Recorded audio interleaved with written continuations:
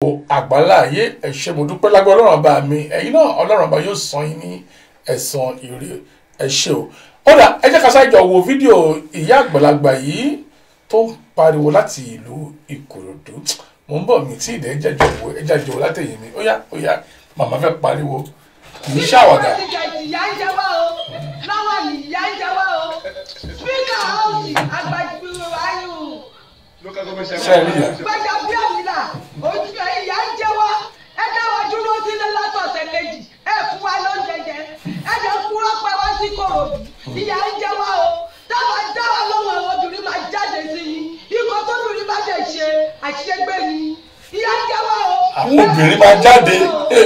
ṣé àwọn Kòròdú ó ti kọ́wọ́ jẹ o ó ti kọ́wọ́ jẹ sọ́wọ́ yóò fún wa ní kọ̀ọ̀kan kan gbọ́ ni tó bá dáwọ́ lọ́wọ́ obìnrin á dìde sí ìyá ń jẹ wá ìyá ń jẹ wá o ìyá ń jẹ wá o ó ti tó gẹ́ ní àjọkòlé àjáde àjọbí kankan ẹ wọ́n fi ìyá ń jẹ wá ẹ̀fẹ́ fi pa wá ọlọ́wọ́ á mú gbogbo yìí ọlọ́wọ́ á mú yìí àwọn obìnrin á máa dìde sọ̀rọ̀ yìí kẹ́jẹ̀ tí mo pẹ́ ti lọ ní ayé yìí nìyẹn ó lè yí Buhari tí ó gbọ́ tòótọ́ lọ kọ́wọ́ lẹ̀ àwọn tó kọ́kú kọ́wọ́ jẹ lọ́wọ́ nígbà tí wọ́n kọ́kọ́ bá ti gbà kan nínú ìyá ń jẹ wá o ó yà ń jẹ wá o fún ayé kankan aṣíwájú ó gbọ́ o fún ayé kankan bí ìrọwọ́ fi rògùn tó bá lè fẹ́ kí ikú ọlọ́run á bí i ó lè ní wọ́n sanwó olú àti gbogbo wọn ṣé àwọn Ìkòròdú ló ka jọ̀mẹ̀ tó lè ní gbogbo àwọn tó ṣàdìbò fún bí ó lè ní wọ́n fẹ́ fi pa wọn ìyà ń jẹ wá o wọ́n máa fi ìyà jẹ wá.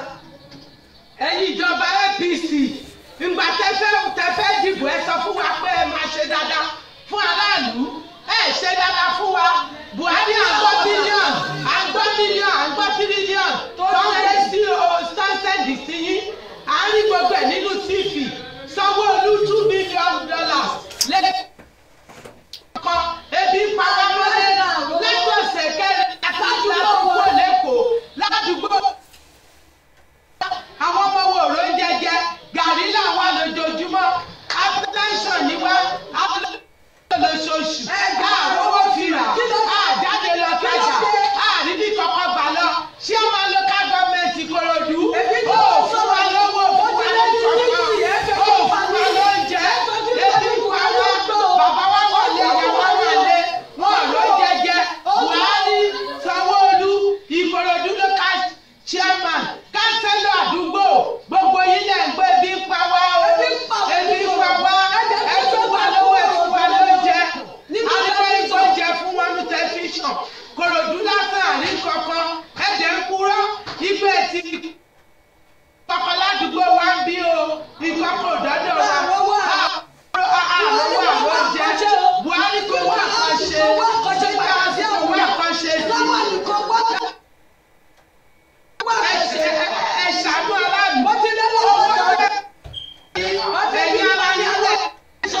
aráàlú ẹ̀yin ara yín lẹ́ẹ̀nà ẹ̀jẹ̀ ń kúrọ́ pé wọ́n fún yín. Buhari Muhammad Buhari. Yes. Muhammad Buhari has 70-something years of age. Yes. 83. No. But 83. You are 70-something years of age or something. Bẹ́ẹ̀ kọ́ mọ̀ ẹ́ pé pàtó dìbò fún ẹ àṣẹ wàhálà. Tinubu sọ̀sọ̀sọ̀ títí àṣẹ wàhálà lórí ẹ̀. Níbẹ̀ tí ilẹ̀ wọlé tọ́ kọ́ tẹ̀kúndò kò ṣàfàdé. Eléyìí tún dé àmọ̀dé ẹ̀fẹ̀ gbé wọlé ṣiṣẹ́ àmọ̀dé ẹ̀fẹ̀ gbé wọlé. I'm 94. Yàtọ̀ mo wà lé láti kọ́ bí ọ̀sẹ̀ méjì bí mẹ́ta mi ò rí kọ́ jẹ́ mi ò rí kọ́ mú. Kò sẹ́ni lóbi iṣẹ́ náà ọlọ́run èèyàn mi dédé akọ̀ wà lé àwọn òdi. Ẹ̀dẹ̀dẹ̀ fún wọn lọ́wọ́ wọ Buhari olófún ọlọ́wọ́ èyí Sanwó. Ìyá kọ́wọ́ jẹ kùlà.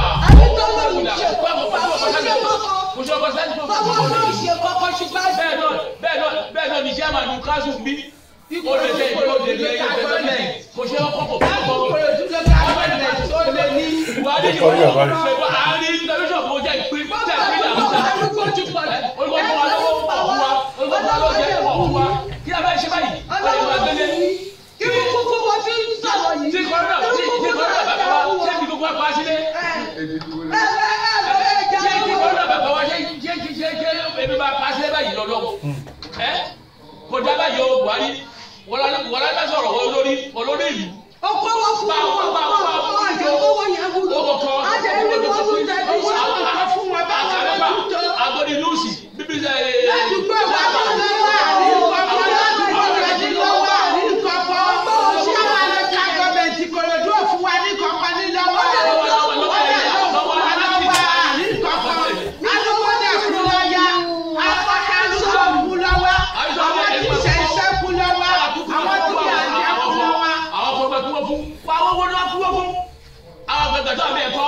tó bá lè gbé gbàgbọ́ ibi náà máa bọ̀ á dẹ̀ dìbò fẹ́yìn APC á jà fún ní ládùúgbò àtọ́lẹ̀ rí bẹ́ẹ̀ wọ́n ní ẹ̀wọ̀lé orí ẹlẹ́ẹ̀sì pọ̀jù ìyá ìjọba lọ́wọ́ ọtí àròjẹ àríkọ̀kọ̀ wọ́n ní ká sẹ́ndì àkáǹtì àsẹ́ndì ẹ̀ wọ́n ní ká sẹ́ndì BVN àsẹ́ndì ẹ̀ wọ́n ní ká sẹ́ndì lásán àsẹ́ndì ẹ̀ àríkọ̀kọ̀ ṣèbá àríṣẹ́ ìpínlẹ̀ wọ́n tàbí ṣèbá àtọmọ kékeré àtàgbàlagbà tó yẹ kí 20,000 òun ni wọ́n gbà òun wà Èkìtì gbowó Lagos State wọ́n náà gbowó sílẹ̀ àríkọ̀kọ̀ aláàlú ni wá ẹ má fi yà jẹ wá àwọn òyìnbó yìí ló ń bọ̀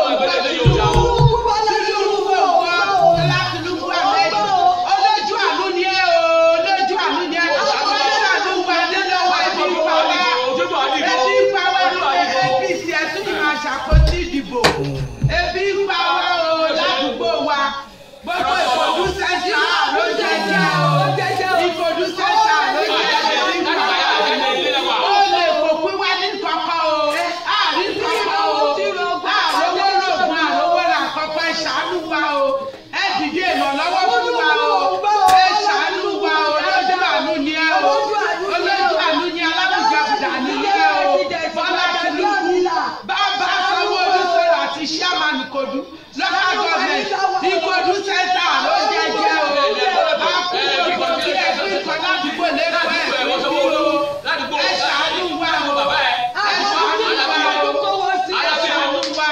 ẹ ṣàánú wa báyìí kọ́ ti pa wá kò sílé ẹ tún lè máa fẹsẹ̀ kọ́ òkú láàrin ìlọ́pàjẹ́ gàrí gàrí òjòjì ìlọ́pàá tẹ̀sán ẹ ṣàánú wa o ẹ ràn wá lọ́wọ́ ìwọ mi wá bá wọ́n ní báyìí a máa bèrè ẹlọ́ọ̀ bèrè ẹ̀jẹ̀ lọ́rùn yín nítorí àwọn ọmọ òrìdí lọ ṣiṣẹ́ àrídí lọ tajà láti bí ọ̀sẹ̀ mẹ́ta ti dáwà dúró lẹ́kọ̀ọ́ ẹ̀jẹ̀ ṣàánú wẹ fún wa lọ́wọ́ àjò buhari ẹ ṣàánú wa o ẹ ṣàánú wa á kígbe fún yín ẹ sọ.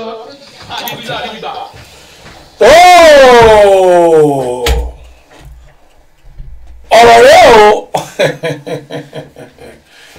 ó ń jọ bí àwàdà kì máa ń ṣàwàdà àní ń jọ bí eré kì máa ń ṣeré ọ̀rọ̀ yìí máa ń ṣeré ó ti ń kọ́ wọn àgbààgbà òun la ṣe sọ wípé àwọn àgbàlagbà máa ti bínú ẹ̀yin ìjọba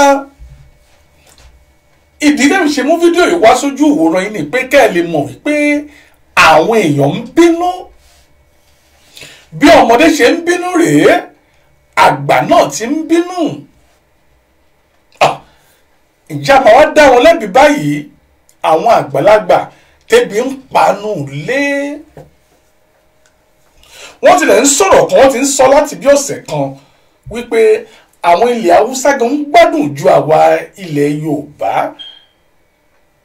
kò yé mi dáadáa kí ló ń gbìyànjú àti sọ ṣé ká sọ wípé àwọn haúsá yìí ṣe dáadáa fáwọn èèyàn wọn nìkan àbí bíi ti bò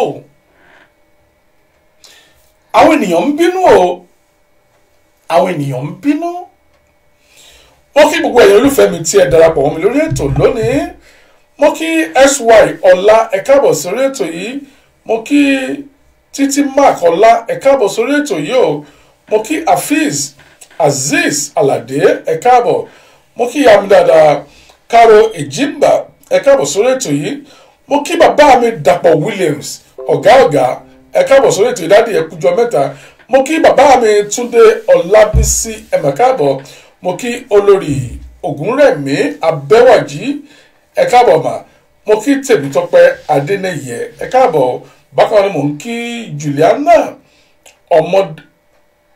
Ọmọdel Bankole ẹ káàbọ̀ mo kí Olúyinká lẹ́ẹ̀kan sí bàbá mi Koiki Media ẹ mà káàbọ̀ bákan náà mo kí Louis Farrakhan ẹ káàbọ̀ mo kí Fọláolúwakẹ́mi Queen ẹ káàbọ̀ mo kí ìyá mi dáadáa láti ìlú Nàìjà àwọn tèmi gangan Yewande Sonuga ẹ káàbọ̀ sórí ètò yìí Abíọ́dún Àtòkẹ́ àwọn ti Fiscal Media rèé ẹ káàbọ̀ sórí ètò yìí bákan náà mo kí Adéọlá Ọmọwùnmí Akínbọ̀wádé o ẹ mà káàbọ̀ sórí ètò yìí Olúwafẹ́mi Àdàbásíọ́nì ẹ pè mí bá lẹ́yìn ètò a ní ọ̀rọ̀ láti bára wa sọ ẹ ṣé mo dúpẹ́ bákan náà mo ń kí Alárápé Azizat ẹ káàbọ̀ Alárápé Azizat ẹ káàbọ̀ sí orí ètò yìí mo dẹ̀ kí Dapero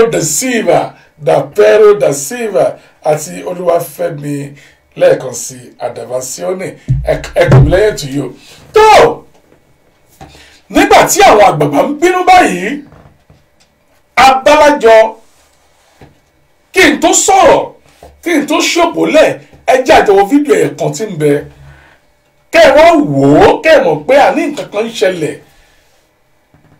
wọ́n ti ń sọ báyìí wọ́n ti ń sọ pé ó ṣeé ṣe ká tún fi kún ọjọ́ onílégbélé yìí ó ṣeé ṣe ká fi kún ọjọ́ onílégbélé yìí kí ni ìdí kí ni ọ̀nà àbáyọ ọ̀nà wọn lè fi gbà tọ́jú àwọn arúgbó àti àwọn omidan pàápàá ṣe ẹ̀ wá rí ó ti di pé bí ènìyàn bá ń wa ọkọ̀ lọ ní títì kí o lè jà wọn ò gba owó oúnjẹ nù mọ́tò lọ́fẹ́ gbà ọ̀dà ẹ ti àjùjọ wò lè ná ẹ jẹ́ àjọ wò ó lè oúnjẹ ló gbà ọ̀yà nínú mọ́tò.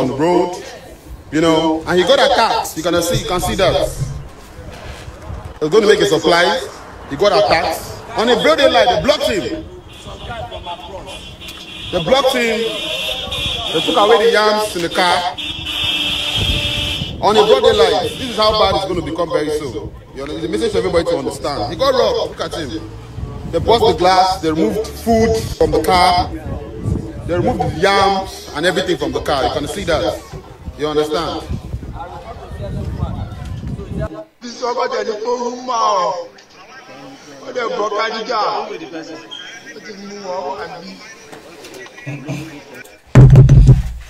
ṣé ẹ ti rí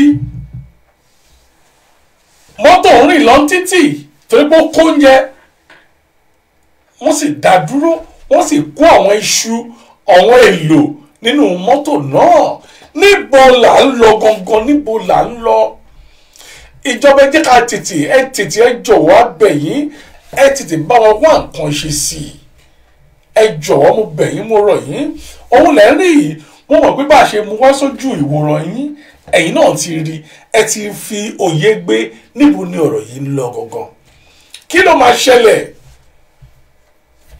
ìwọ̀nba kọ́légbélé sì rèé àti rí ohun tó ń ṣẹlẹ̀ báyìí tó bá tún pẹ́ ju báyìí lọ kí la rò pé ó máa ṣẹlẹ̀ àgàgà ní ìlú Ògùn state lọ́wọ́ ẹ ti rí gbogbo ìtẹ̀wọ̀n olè ń ṣe káàkiri báyìí wọ́n ní wọ́n wá lẹ́ẹ̀kan wá méjì o ńṣe làwọn olè yìí ń wá bí 5, 10, 20, 40 lọ ń rọ́ wá jalè níbo là ń lọ ẹ jẹ́ àjọ wò ó níbo là ń lọ gangan àwọn olè náà dà àwọn olè ti rí lẹ́yìn mi yìí o ó yá ẹ jẹ́ kọ́ rẹ̀ wọ́n olè náà ṣé ẹ ti rí wọn àwọn olè rẹ̀ o.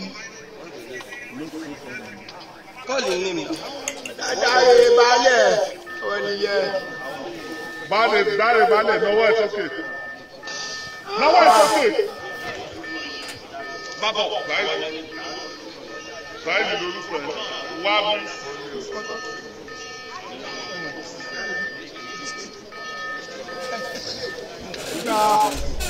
Ẹgbà bá mi kú ọ ẹ kú ọ.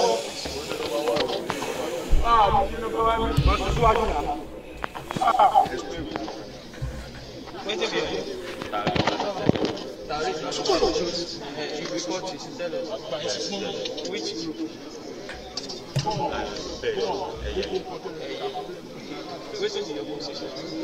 I'm number 1. For which area? For Kyoto. Okay. What be your number? It's not there. So, wetin na dey do? Me, I'm a member for the one tell him. The gun now, I won't come get the gun.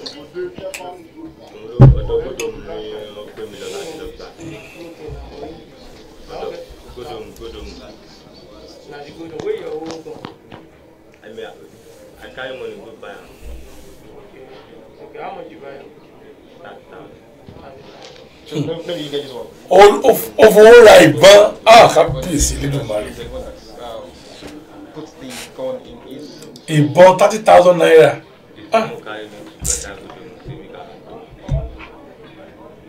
Now, this gun, what's in the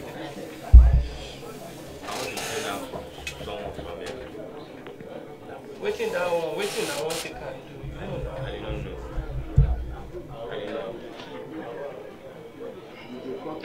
What's the name of it? Your name again, please. Ẹ ṣé. Tó ẹ̀yin àgbààgbà ẹ jọ̀wọ́ ẹ bá wa dá sí i. Níbo lọ̀rọ̀ yìí ń lọ gangan nílùú Nàìjà? Níbo lọ̀rọ̀ yìí ń lọ? Ẹ wá wò ó àwọn ọmọ kéékèèké, àwọn ọmọ 40 ọdún, àwọn ọmọ 20 ọdún, àwọn ọmọ ọdún 17, àwọn ọmọ kéékèèké.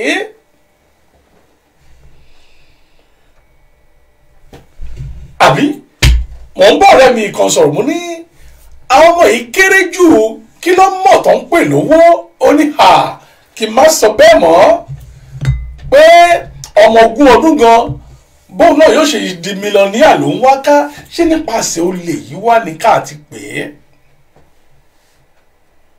ṣé nípasẹ̀ olè yìí wá gangan lọ́nà wọ́n wà lóru ìgbà tó ní pé òru ò fẹ́ ṣe mọ́ wọ́n tún wá lọ́sàn-án gan gbogbo ará àdúgbò ló ń ké yílo gbogbo ará àdúgbò ní kí ẹgbàmí nítorí ìsédè ńlá yìí ìjọba ọ̀rẹ́ jọ̀wọ́ ètùtù bá wà tó ń ṣe sí kó tó bọ́ sórí bẹ́ẹ̀ bá máa pín oúnjẹ àní ẹ pín oúnjẹ ẹjọ́ kó kárí àwọn mẹ̀kúnnù bí ẹ bá máa pín owó ẹ pín owó ẹ jẹ́ kó kárí àwọn mẹ̀kúnnù ìyà ń jẹ wọ́n o ẹ má fi àwọn ìyá yìí ṣe yẹ̀yẹ́ àwọn ìyá tí ń pariwo yìí ìtara ló fi ń sọ̀rọ̀ ohun tó ń dùn wọ́n ló fi ń sọ̀rọ̀ ẹ bá mi share fídíò yìí ẹ jẹ́ kó dọ́dọ̀ àwọn ìjọba gangan mo fẹ́ kó rí àwọn fídíò yìí wò dáadáa fúnra wọn ẹ bá mi share fídíò yìí kó kárí àgbáláyé ó dáa rí ò lọ́rọ̀ jù láti ṣàlàyé òní bí ẹ bá rí tá a bá rí ẹnìkan àbẹ́ni méjì tó fẹ́ pè wọlé tẹ́ fẹ́ bá a dá sí tẹ́ ẹ fẹ́ bá a gba àwọn ìjọba lámọ̀ràn ẹ pè mí sórí 078-503-97511 078-503-97511 tàbí kẹ́ ẹ kú pé studio number gangan ìyún 0207-018-2075 0207-018-2075 bẹ́ẹ̀ bá lè gba àwọn ìjọba ìlámọ̀ràn kí ni ohun tó yẹ ká ṣe ìgbésẹ̀ wo ló yẹ kí ìjọba tún gbé tó lè mú ìrọ̀rùn bá aráàlú wọ́n sọ wípé wọ́n ò tún fi kún ọjọ́ o èyí ò ní pé ká tètè ká gbáradì ká gbára sílẹ̀ wípé a sì tún máa wà nù lẹ́sẹ̀ ọ̀dà kí wá lọ́nà àbáyọ kí lóhun tó yẹ kí ìjọba ṣe tí yóò fi mú inú mẹ̀kúnnù dùn kí ló yẹ kí ìjọba kí ló yẹ kí wọ́n ṣe o tí mẹ̀kúnnù yóò fi bọ́ lọ́wọ́ ebi yìí ṣé báwo ṣe máa wò rèé ìyá mi Dáre Shita bẹ́ẹ̀ ẹ káàbọ̀ sórí ètò yìí ẹ bá mi share fídíò yìí mo fẹ́ kí àwọn ènìyàn pè kí ẹ bá mi gba àwọn ìjọba lámọ̀ràn nítorí pé wọ́n ń rí fídíò yìí dáadáa mo fẹ́ kí ẹ bá mi gbà wọ́n ní àmọ̀ràn tó Juliana Ọmọdélé Bánkọ́lé ní the government should do something before it is too late bẹ́ẹ̀ ni ìjọba ẹ̀ ti ṣe nǹkan ẹ̀ ti gbé ìgbésẹ̀. Adela Ọlọ́wùnmí Akínbọ̀dé ni the government really need to do something about this. So bẹ́ẹ̀ ni wọ́n láti lè ṣe nǹkan kan. Olúwafẹ́mi Adabasioni Adé sọ̀rọ̀ ní ọ̀gá mi please coronavirus lọ́kọ̀ọ̀sẹ̀ coronavirus ti wí ilé ọ̀dà gbogbo ayé náà ni corona yìí dé bá gbogbo ayé náà ni ìyá mi ni it has lead to something else bẹ́ẹ̀ ni Amadu Stephen wọ́n ní my father used to say that dog is sitting down too much and it was sold and the money is used to buy monkey. Only PDP is bad now. We all are living witness of APC. Èmi kọ́ mo sọ bẹ́ẹ̀ o, Amadu Stephen àwọn ni wọ́n sọ bẹ́ẹ̀. Ọpẹ́yẹmí Mark Bangboye ní nice one o kí Ọlọ́run kó tún bọ̀ máa fún yín ṣe lágbára Ọlọ́run àmín àmín Ọlọ́run ọba kí ni ọ̀nà àbáyọ òun ni mo fẹ́ kájọ bára sọ ní òní. Hello bàbá mi o. Ẹ kú ètò náà. Ètò màrẹ́ Koiki Media tó kárí àgbáláyé. Face cap #1. Bàbá o. Àwa àti sọ fáwọn èèyàn pé kò sí nǹkan tó ń jẹ́ FSN mọ́ mainstream media ẹni bá fẹ́ tòótọ́ tó fẹ́ mọ tó ń lọ. Ọ̀rọ̀ tó ń lọ. Koiki wà ń kọrin. Àwọn kakọ́kọ́ kí gbogbo àwọn aráalé àtàwọn tó wà lẹ́yìn odi àtàwọn tó wà nílé gbogbo rọ̀ǹdìrọ̀ǹdì tó ń jà ní àǹjọ̀nú burúkú ni coronavirus. Bẹ́ẹ̀ni o. Àǹjọ̀nú ni bìkọ́ táwọn yẹn bá ń gbọ́ fígọ̀ pé 717 kú àmọ́ wọ́ndà pé kí ló wá le tó yìí UK nísìn 11,000 plus. Ó bẹ̀rẹ̀ débi tá a wà yìí ó dẹ̀ ti débẹ̀ báyìí. Wọ́n dẹ̀ ṣe ń sọ ká kọ́kọ́ sọ lórí ti ibi tá a wà ká tó wá mọ́rọ̀ lọ sí Nàìjíríà. Kọ̀sẹ̀ àkọ́kọ́ bá yín fún wọn ní breakdown bíi tí a wà. Tí ìjọba ń sọ fún wa ní àwa tá à ń gbé ní United Kingdom. Gọ́ọ̀mẹ̀ntì sọ nísìn pé kọ́ lockdown yẹn kọ́ àwọn tí lè relax ẹ̀. Ìyẹn sẹ́ ń jáde nísìn ni pé. Ṣé pé ó tún ṣeé ṣe kó tún tẹ̀síwájú nílùú London náà? No, mo sọ fẹ́ kò tí wà relax owó ṣẹ̀jáde ni government doesn't expect to relax COVID-19 lockdown this week. Ìtí yẹn túmọ̀ sí ni pé wọ́n lè relax COVID-19 yẹn pé àwa létà ti wà yẹn á ti máa wà nínú ilé. Ìdí ni pé àìsíde tán pè ní píìkì àrùn burúkú yìí. Tọ́ba dẹ̀ sọ pé àìsíde píìkì so that means pé kọ́lọ̀ fọ̀rùn kẹ́ gbogbo àwọn tó ti kú sáwọn tó ti wá kú yẹn nísìn. Ṣé pé ikú ṣì ń bọ̀ tó wà níwájú. Kábíyèsí Ọlọ́run ọba. Nàìjíríà ọ̀tẹ̀ ìdíje gbogbo ibi táwa dé yìí ṣùgbọ́n ká kọ́kọ́ mọ́rọ̀ lọ sí ibi táwa níbí báyìí náà. So ibi táwa lé alẹ́ yìí ní ìlú United Kingdom tí a ti ń ṣètò lọ́wọ́lọ́wọ́ báyìí òun ni pé ní àwọn tó ti ṣaláìsí kọ́lọ́n kó fún ọ̀run kẹ́ wọn kó kẹ́ wọn táfẹ́fẹ́ rí. Because kò ń ṣe pé àwọn kan wà tí ẹ pé wọ̀ láìsàn tẹ́lẹ̀ ẹ̀gbọ́n tí wọ́n ń tọ́jú wọn wọ́n manage àìsàn yẹn. Gbogbo àwọn tó kú tán pariwo nísìn gbogbo wọn ní ìtọ́jú wà fún ẹ̀bọ̀n tí tó ní tó dé lóní kọ́ wá mọ̀ wọn. Ó yẹ yín nísìn. So ìyẹn la ṣe ń sọ pé ibi tí wàá dé nísìn kódà mò ń wò nísìn pé àwa wá ń pariwo nísìn pé ibi tí Nàìjíríà dé lálẹ́ yìí. Olórí wa ti ní kọ́ fún wọn ní another extension fún 14 days. 14 days. Extension ni ó ti bẹ̀rẹ̀ lálẹ́ yìí nísìn.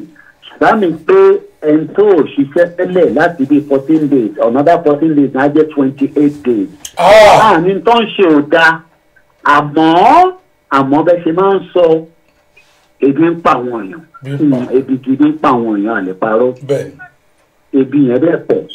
Kakọ́kọ́ fáwọn èèyàn ní ròtìròtì tó ń gbọ́ tẹ́lẹ̀ nǹkan bá ti bá àwọn sọ̀rọ̀ ní Àlèmọ́ṣọ́ local government which is the biggest local government. Tán náà kan ń jà lọ àti UT security ti dé gbogbo bẹ̀yẹn nísìn díẹ̀ so ọlọ́run ní jẹ́ ká rí jàǹbá gbogbo àwọn tó dẹ̀ ń ṣe jàǹbá yẹn náà ebi ní because tí tọ́ba pé wọ́n ti ní nǹkan tó ń ṣe kó tó sìn àbí tó ti ń fún wọn ní nǹkan kan díẹ̀ sínú àpò pé kó máa wọlé sí wọn lọ́wọ́ àmì rí wàhálà tó tó yìí nǹkan kan máa tẹ̀jọba ní àṣàkọ kọ́ jẹ́ kí oúnjẹ yẹn kó wá surplus nísìn kò ń ṣe oúnjẹ kọ́bọ̀kọ́bọ̀ búrẹ́dì ẹ̀yọkan tó ń gbé àwọn èèyàn kọ́ jẹ́ kó oúnjẹ yẹn kó surplus kó bẹ̀rẹ̀ sí ká máa rí mọ́tò kó máa káàkiri kó máa deliver oúnjẹ.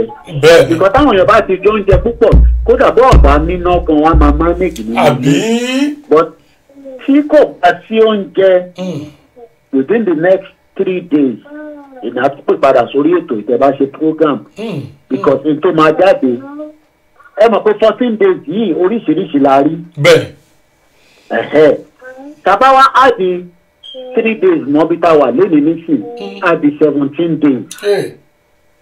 so that means pé by 17 days yẹn nǹkan máa kún náà gan. but n tí kò wá tí yé mi ni pé gbogbo rántìrántì táwọn á rí ní south west yìí àárín rántìrántì yẹn lọ́nà north. bẹ́ẹ̀ ni àárín náà ilẹ̀ haúsá. so n tí kò tí yé mi bẹ̀ ni pé ṣé rọ̀tìrọ̀tì tó ń jà ní south yẹn àti ní south east ṣó yàtọ̀ sí tó wà ní north ni. because gbogbo ń tá à ń rí àtàríwó táwọn èèyàn ń pa ní gbogbo ní nàìjíríà àti ní offline àti online because kò jẹ́ gbogbo èèyàn ló wà online. so àwọn tó wà ní offline lọ́mọ àwọn tó wà ní online ló ń lift àwọn tó wà ní offline wá sórí afẹ́fẹ́ táwa fi ń rí. because nígbà pé mi kọ́kọ́ gbọ́ pé wọ́n ń ṣe kìtìkìtì ní lálùmọ̀ṣọ́ ibi tí mo mọ̀ dáadáa ni nígbà tí mo study video yẹn mo pe àwọn bíi 2 mẹ́ta kan wọ́n ní tòótọ́ ni wọ́n ní wọ́n reinforce security wá síbẹ̀ nǹkan but kí ni mo fẹ́ fààyàn bẹ́ẹ̀ ni pé àárí gbogbo rìtìrìtì yìí kó jáde láti north. gbogbo wuyewuye tó à ń rí táwọn ìyá wa ń pariwo ní Kòròdú tó ń pariwo láti tí ìyá kan tó ní òun máa fi òun tó máa fi òun máa fi gbowó. bẹ́ẹ̀ni. kó tó di pé àwọn ará Nàìjíríà adúpẹ́ lọ́wọ́ Don Jazzy tí kò tún bẹ̀rẹ̀ sí ọ̀nà ọkọ̀ sí.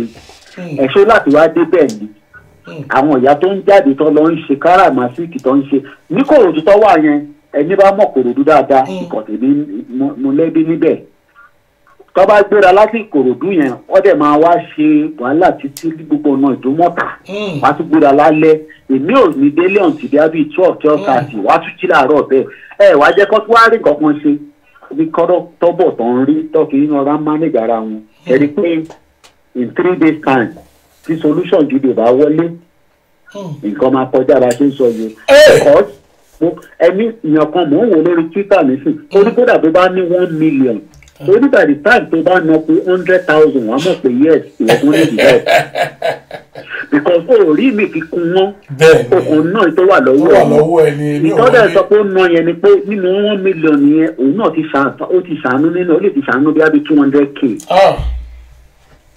so ètò wa ń ta kíjọba kó jọ ètò dẹ̀ ń trend lọ́wọ́ nísìn lórí Twitter òun ni pé nǹkan mẹ́rin ló ń trend kí tó parí ọ̀rọ̀ mi pay us by BVN. BVN yìí ni pé kó sanwó fún wa pẹ̀lú BVN lọ níbi tíjọba ní BVN wọn lọ́wọ́ then breaking news then President Buhari àti another 14 yẹn ni pé wọ́n ti add another 14 mọ́ ibi tá a wà nísìn ẹ̀kọ́ ètò ẹ̀já máa bẹ́ẹ̀ tó. God bless you Koiki Media ẹ ṣe àdúpẹ́ Koiki tó kárí àgbàlá yẹn. bó ṣe jẹ́ nìyẹn. tó ẹ ṣe o ire kàkà ó dàbọ̀.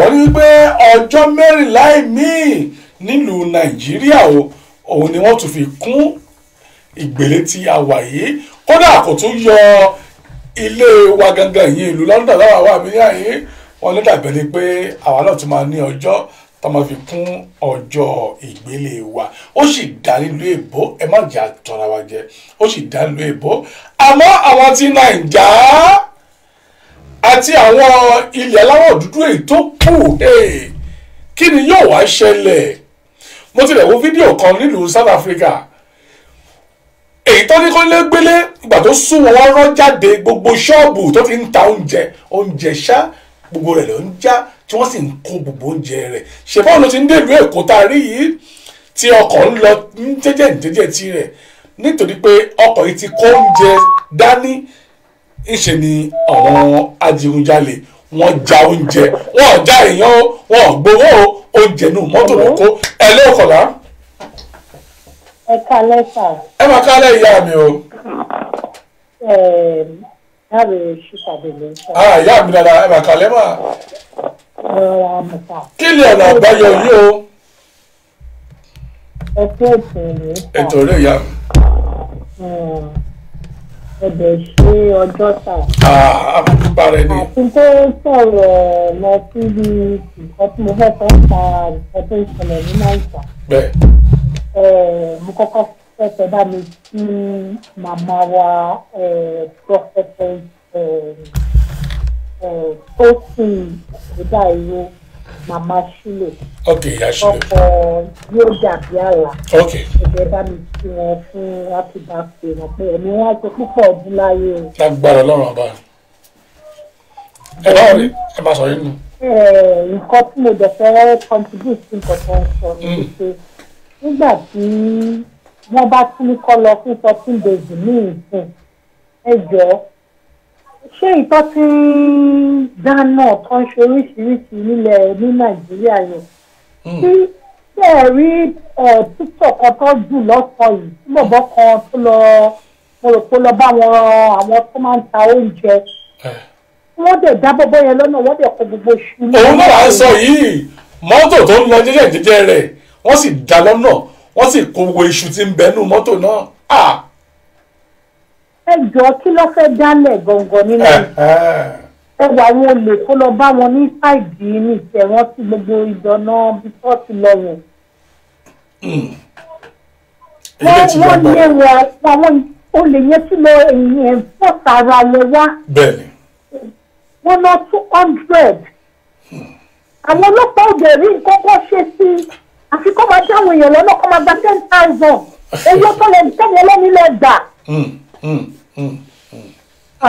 Àǹjáwá yẹn kọ́lọ́n kó ṣàánú wa ni o. Àmọ́ wọ́n ní pé wọ́n tún fi ọjọ́ mẹ́rìnlá ẹ̀mí kún ìgbélé wọn báyìí o. Kí ni yóò wá ṣẹlẹ̀? Ọlọ́run ṣàánú kọ́ má jẹ́ kébi ìlú wọn pa. Àmì Ọlọ́run ọba. Ìgbà inú àwa ṣàṣẹ sí jáde. Bẹ́ẹ̀ni. Sí jáde náà. Òun sọ pé ilé ìwé sì dá o. Sometimes because àwọn míì gan kọ́pàgbà tí wọ́n ló ń jẹjẹ wọ́n jọ ìlà àwọn ọmọ olè tó ń lọ jalè ẹni tí ò jalè tẹ́lẹ̀. Wọ́n kàn jọ ọmọ street tó jẹ́ pé nǹkan tó máa jẹ títì ló wà owó èdè ló ń pa. Ọ̀rọ̀ rí o tó ẹ ṣé mo dúpẹ́ ìyá mi lágbọ́ Ọlọ́run bá ibi òní dé ẹnu kọ̀nà mi àti yín o. Àmì o àmì o. Tọ́ àwọn máa kí ìyá wa láìpẹ́ bẹ́ẹ̀ ní kò pẹ́ púpọ̀. Màmá rẹ̀ bẹ́ẹ̀ mọ̀ dáa tó sì òkè dá irú. Àwọn máa kí wọn ní kò pẹ́ púpọ̀. Ire o ire kàǹkà ó dàbọ̀. Mo kí ẹni bí ẹni ènìyàn bí ènìyàn mo kí bàbá mi Lára Láǹgbóyè ẹ káàbọ̀ àbóbìnrin wọn Lára Láǹgbóyè ẹ káàbọ̀ sórí ètò yìí bákan ni mò ń kí ènìyàn mi ènìyàn yẹ Títílọpẹ́ Àjọmàlè ẹ káàbọ̀ sórí ètò yìí o mo kí Ralph Dynamics ènìyàn mi ńlá ẹ kú ọjọ́ mẹ́ta kan náà Juliana Ọmọdélé Bánkọ́lé ẹ káàbọ̀ sórí ètò yìí kí ni kí ìjọba ṣe báyìí ìhàwó lè fẹ́ kí ìjọba kọ sí ọ̀rọ̀ yìí nítorí pé ọjọ́ mẹ́rìnlá àkọ́kọ́ gbogbo láti rí awuyewuye tó ṣẹlẹ̀ káàkiri nílùú Èkó yìí àmọ́ wọ́n tún fi ọjọ́ mẹ́rìnlá èmi kún bá a ti ṣe ń sọ̀rọ̀ yìí kí ni ohun tó máa ṣẹlẹ̀ òun lè ṣe rí táwọn ìyá yìí pariwo síta wípé kí ìjọba gba wọn ìyá yìí tilẹ̀ sọ̀rọ̀ kan ọ̀rọ̀ yẹn pa ìmílẹ̀rìn náà wọ́n ní àwọn obìnrin àwọn á dìde sí bí àwọn obìnrin bá sì jáde pé ìyẹn ní pé kì í ṣọ̀rọ̀ ẹ̀rín ó ń ká ìyá yìí lára ó ń ká wọn lára ó dàbí pé wọ́n tún fi fídíò ìyá yìí hàn ilé kan sí padà ẹ ó bàbá gbé sí ẹ jẹ́ káwọn ará rẹ tún gbọ́ ọ̀rọ̀ ìyá yìí nítorí pé ó ń ká ìyá yìí lára ni kì í ṣe pé bóyá wọ́n kàn ń ṣàwàdà wọ́n ò fi ṣàwàdà ó ń dùn wọ́n dọ́kàndọ́kàn mẹ́wàá ń ṣẹlẹ̀ ní ayé yìí àmọ́ kí ni ìjọba láti ṣe ní kíákíá wọ́n ní bẹ́ẹ̀ bá wo orí Twitter káàkiri ọ̀rọ̀ tó ń jàràn rẹ̀ ń bẹ̀ ni pé àní kí ìjọba wọ́n ti mọ BVN àwọn account number wọn wọ́n fi owó sínú rẹ̀ fọ́ wọn bí owó bá wà lọ́wọ́ wọn tí wọ́n lọ rí jíjẹ wọ́n á rà fúnra wọn ẹ jọ̀wọ́ ìjọba ẹ bá wá nǹkan ṣe sí ọ̀rọ̀ yìí o nítorí pé à ń pe ọ̀rọ̀ yìí lówè ìtì ní àrónú báyìí ìlaronú ẹ gbìyànjú ẹ bá mi share fídíò yìí káàkiri ẹ jẹ́ kó dọ́dọ̀ gbogbo àwọn ìjọba yìí lápapọ̀ ẹ jẹ́ kó ọdọọdọ wọn torí Ọlọ́run bá bẹ́ẹ̀ wọ́n ìṣẹ̀lẹ̀ ní ayé yìí ẹ̀rù sì ń bà mí bí mo ṣe wà nílé ìbò mi báyìí ẹ̀rù Nàìjà ń bà mí lọ́wọ́ nítorí àwọn ènìyàn wa àwọn ẹbí tí a ní bẹ̀ ẹ̀rù ń bà mí o ẹ jẹ́ ká gbọ́rọ̀ láti ẹnu ìyá lẹ́ẹ̀kan sí náà ẹ jẹ́ ká gbọ́ lẹ́ẹ̀kan sí. gbogbo yìí senior president ìyá ń jẹ wá o náwó ni ìyá ń jẹ wá o speaker house agbájú ayù gbẹjọ bí òmìnira oṣù ìyá ń jẹ wá ẹ jẹ́ wá dúró sílé látọ̀sẹ̀ kejì ẹ fún wa lóúnjẹ jẹ ẹ jẹ́ kúrò pé wá sí Kòròdú ìyá ń jẹ wá o táwa dáwà lọ́wọ́ àwọn obìnrin máa jáde sí i ikọ̀ tóbìnrin bá dẹ̀ ṣe àṣegbè ni ìyá ń jẹ wá o ẹ fún wa ní ìkọ̀kọ̀ o tí àwọn Kòròdú ó ti kówó jẹ o ó ti kówó jẹ sọ́wọ́ yóò fún wa ní ìkọ̀kọ̀ àkọ́ngbọ́n ni tó bá dáwà lọ́wọ́ obìnrin á dìde sí ìyá ń jẹ wá ìyá ń jẹ wá o tí àwọn Kòròdú ó ti kówó jẹ ìyá ń jẹ wá o ó ti tó gẹ́ ní àjọkòlé àjáde àlọ́bí kankan ẹ wọ́n fi ìyá ń jẹ́wọ́ ẹ̀ fi pa wá ọlọ́wọ́ ń mú gbogbo yìí ọlọ́wọ́ ń mú yìí àwọn obìnrin àwọn dìde sọ̀rọ̀ yìí kẹ́jẹ̀ tí mo pẹ́ sí gbọ́ ní ayé yìí nìyẹn. Hello sir. Hello ìyá mi. Hello ẹ̀kalẹ́ o mo fẹ́ bá ń gbọ́ sórí ètò yìí ní o mo fẹ́ bá ń gbọ́ sórí ètò yìí ní o. Orúkọ tèmi ni Mrs. Larale Boye. À ń gbọ́ bọ̀. Tí mo fẹ́ sọ sí ọ̀rọ̀ tẹ̀lé lọ sílẹ̀ yìí pé ẹ̀rí pé wọ́n dákẹ́ ní nọ́ọ̀tì nǹkan tó ṣe dákẹ́ ní nọ́ọ̀tì ni pé wọ́n sẹ́ǹdì owó sí wọn ní nọ́ọ̀tì. Tẹ bá wo fídíò kan nígbà tó ṣẹ̀ṣẹ̀ bẹ̀rẹ̀ wọ́n kó owó jẹrẹ pẹ̀tẹ́ báyìí ni wọ́n line up wọ́n dẹ̀ kún owó fún wọn ní cash wọ́n dẹ̀ kún owó yẹn ní cash ẹ̀rí pé gbogbo wọn quiet torí pé wọ́n pé cash fún wọn ni wọ́n kó owó yẹn jẹrẹ pẹ̀tẹ́ báyìí tí mo lò ó ni. So nígbà tí wọ́n ti pín owó cash fáwọn èèyàn bọ́ǹdì ni wọ́n gbé fún àwọn èèyàn tí wọ́n tò níjọ́ náà lẹ́yìn. ṣé gbogbo owó bọ́ǹdì ṣé ebi orí olè pọ́ńpì ìdábẹ́ wọ́n ti pín owó fún wọn ní bọ́ndù dáhùn. wọ́n ti pín owó fún wọn ní nọ́ọ̀tì bẹ́ẹ̀ ni. kí ló wá fẹ́ pariwo fún. wọ́n ti pín owó fún wọn ní nọ́ọ̀tì ní cash báyìí wọ́n gbé fún wọn I watch the video. So that's why I say pé wọ́n quiet ní nọ́ọ̀tì. So ẹni gbogbo ṣẹlẹ̀ àwọn ọmọ kékeré ló ń rọ̀bù káàkiri nítorí pé bí ń pa wọ́n. Tàwọn kéèké ìtẹ̀lé wa ń kọ́ mi lóminú jù. Ẹ̀rù ń bà mí. Eléyìí tó ṣẹlẹ̀ lọ́wọ́lọ́wọ́ is a wake up to everybody. Ọ̀hún ṣe ní ká jọ̀wọ́ ẹ bá bẹ kú fídíò yìí káàkiri. Gbogbo wọn ohun tí wọ́n máa jẹ ohun tàpé wọn nìkan ni wọ́n mọ̀. They are very selfish. Rẹ̀ tara ìlú. Èmi ò dẹ̀mọ̀ bóyá tí wọ́n bá kó ní ilé mi ni wọ́n máa kó gbogbo tí wọ́n ọmọ fún ẹ̀ dání lọ. Wọ́n máa ṣe wọ́n mọ́ gbogbo ọ̀rọ̀ wọn ni. Ìyẹn ni mo fẹ́ sọ pé káwọn èèyàn wake up. Tó káwọn èèyàn tají. Nígbà tí wọ́n bá ń gba láìsí agolo kan agolo méjì tí wọ́n bá ń dìbò fún wọn. Ọlọ́run á kó wa yọ o. Àmì ìyá mi àmì Ọlọ́run ọba ẹ ṣé mo dúpẹ́ o ire o ire kàkà. Tó báwọn tí ìyá wa yìí sọ wọn ní aráàkó òkè ilẹ̀ Haúsá lọ́hùn ò lè pariwo torí pé àwọn aṣojú wọn ń ṣe ohun tó tọ́ fún wọn àwọn aṣojú wọn ń ṣe ohun tó yẹ fún wọn wọ́n ti pín owó kàmbàkàmbà owó bákùlùmọ̀ wọ́n ti gbà á dání ariwo òwúrọ̀ wọn fẹ́ pamọ́ ọ̀rẹ́ ṣé ilẹ̀ Oòduà sílẹ̀ Yorùbá ṣé kò sí owó ń bẹ̀ rárá ni àbíbò àbí wọ́n pín owó dọ́dọ̀ wa ní ilẹ̀ Yorùbá ni àmọ́ ẹja gbọ́rọ̀ ìyá ẹ̀ lẹ́ẹ̀kan sísẹ́ ìyá yìí sọ̀rọ̀ àánú rẹ̀ sì ṣe mí àánú rẹ̀ ṣe mí dáadáa. àwọn tó kọ fún kọ́wọ́ jẹ láwọn yìí dẹ̀ ti sọ pé kọ́mọ́ ti gbà kan nínú ìyá ń jẹ́ wá o ó ìyá ń jẹ́ wá o fún ayé kankan àṣùbọ̀yọ̀ ó gbọ́ o ó fún ayé kankan ní ìrọwọ́ fi ròdù ní ìrọwọ́ fi ròdù tọ́lá lè fẹ́ kí ikú ọlọ́run á bí yín ó lè ní mo sanwó olú àti gbogbo wọn ṣé àwọn ìkòròdú ló ka gọ̀mẹ̀tì ó lè ní gbogbo wọn tó ṣàdìbò fún bí ó lè ní wọn kọ́ fèmí pa wọn ìyá ń jẹ wá o wọn bá fi ìyà jẹ wá. ẹ̀yin ìjọba APC ìgbà tẹ́fẹ́ dìbò ẹ sọ fún wa pé ẹ máa ṣe dáadáa fún aráàlú ẹ ṣe dáadáa fún wa Buhari à ń gbọ́ bílíọ̀nù à ń gbọ́ mílíọ̀nù à ń gbọ́ tírílíọ̀nù tó ń lé sí sánsẹ́ǹdì sí yín à ń rí gbogbo ẹ̀ nínú TV Sanwó-Olú $2 billion lẹ́kọ̀ọ́ ẹbí pàápàá lẹ́gbọ̀nsẹ̀ Hello, Kola. Hello, ẹ kálẹ́ o. Ẹ máa kálẹ́ sá. Ẹ kálẹ́ o. Prince ló ń pè láti Switzerland. Dádì ẹ máa kálẹ́ o, ìyàwó ni èyí kọ́ sí yín sà. Mo fẹ́ dá sí nǹkan tẹ́ ẹ̀ ń sọ yẹn ni. Nípa pé bóyá kí náà lè ṣe iṣẹ́ rí tèmi bá wò ó tí wọn bá kí ń ṣe ìkà. Nǹkan tó lè ṣe wà. Òní ní tókè. Ṣé rí ìsìn tí wọ́n fẹ́ fún wọn gbogbo Nàìjíríà relief. Kán lọ sí àkáǹtì gbogbo wọn. Because wọ́n lè control àkáǹtì yẹn láti BVN fún Nàìjíríà ń bẹ̀. Ẹ jọ̀ọ́ wọ́n ní ìgbà tí wọ́n kọ̀ wò wọ́n ní pé bóyá federal government gba almost 20 billion naira tí wọ́n donate 20 billion. Ẹ sàmó gbé calculator mo wò ó with 10 billion naira wọ́n máa fún each Nigeria ní 50,000 nínú àkáǹtì wọn. Owó yẹn kéré fún nǹkan tí Nàìjíríà lè ṣe. Ẹ wo ẹ jẹ́ ká sọ̀rọ̀ sí tọrọ wa kán fi oúnjẹ yíyá lẹ̀.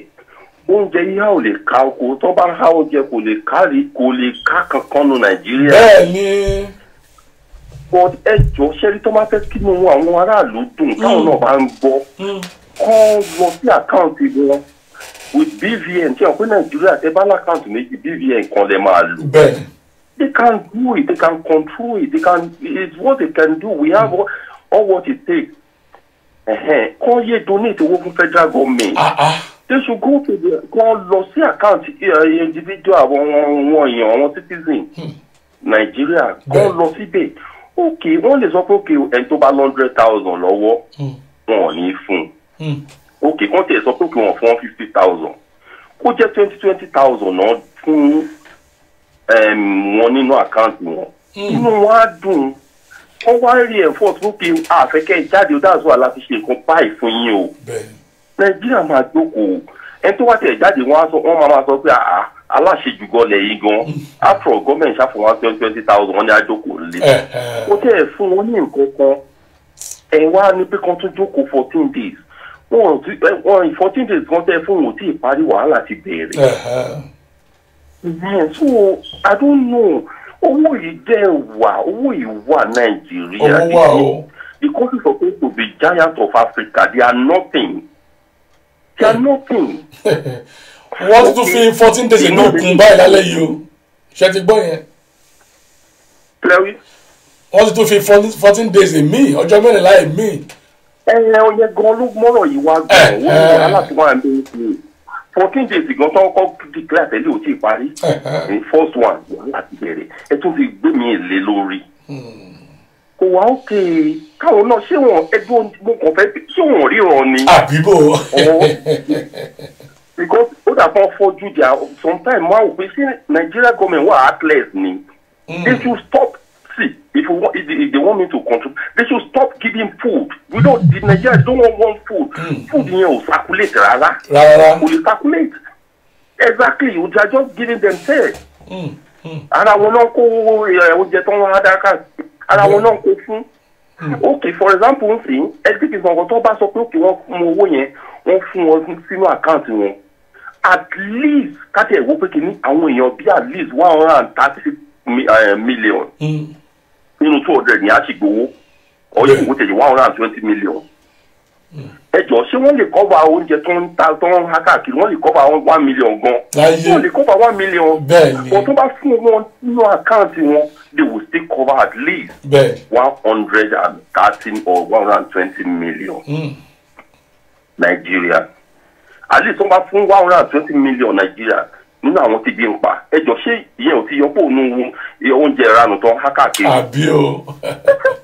stop all this rising 2 kg tó ń fáwọn èèyàn. stop it. they should go into the bank credit each account káwọn èèyàn máa gbà láti káàkiri ẹ máa rí pé gbogbo everybody inú wọn máa dùn. ó máa dùn. ikú tí wọn lè ṣe nǹkan tó ń lọ nísìnyí àwọn òní system tí àbúrò ti ń lò. bẹ́ẹ̀ni. where you are where I am. I mean, wọ́n ní bọ́ ṣe ṣètò fún gbogbo aráàlú. Àbí? Tó lábúrò ní bíbá oníbọ̀ ṣe ṣètò fún gbogbo aráàlú. Àmọ́ báwọn ò ní gbogbo orúkọ bẹ́ẹ̀ wọn ní dátà tó fi lè gbé jáde but they can as well walk through the BVN. That is it. Àìmọye àwọn èèyàn gan tó ń ṣe owó ètò tí mò ń ṣe báyìí. Ẹlòmíì àìmọye inú wọn wọ́n fún àwọn ará Nàìjíríà wọ́n fi owó sínú àkáǹtì wọn ó ní 5,000 ṣe tiẹ̀ ó ní 2,000 ṣe tiẹ̀ ó ní 10,000 ṣe tiẹ̀ èmi náà ìwọ̀nba tó náà bá tó pèsè fún mi mo kún ṣe fún àwọn ènìyàn tí wọ́n pè mí sórí program mi 10,000 sẹ́ni mo fún àwọn ènìyàn 10,000 naira inú àkáǹtì wọn ló sì ń wọ̀ mi ò ní kẹ́lẹ̀ kan lọ kó fún wọn fún mi lákáǹtì ẹ láàrin ìṣẹ́jú kan sí méjì ó ti wọ́ bẹ̀ wọ́n sì pè mí wọ́n ń dúpẹ́ ìgbà tí àwọn bá lè ṣòro ẹ̀ kí ló dé tí ìjọba odidi ìjọba ò lè ṣerú rẹ̀. ó kẹjẹ kí wọn á tún béèrè wọn kan tí wọn fẹ́ dìbò ń sìn tí wọn fẹ́ dìbò ṣe bí wọ́ọ̀dì náà ń lò. àbí. wọ́n dẹ̀ máa print wo pé òkè orúkọ ẹ̀ wà ní orúkọ ẹ̀ jí ó kí wọn náà ti mọ̀ yẹn. ìka ni wọ́n ní náà ìka ni wọ́n ní.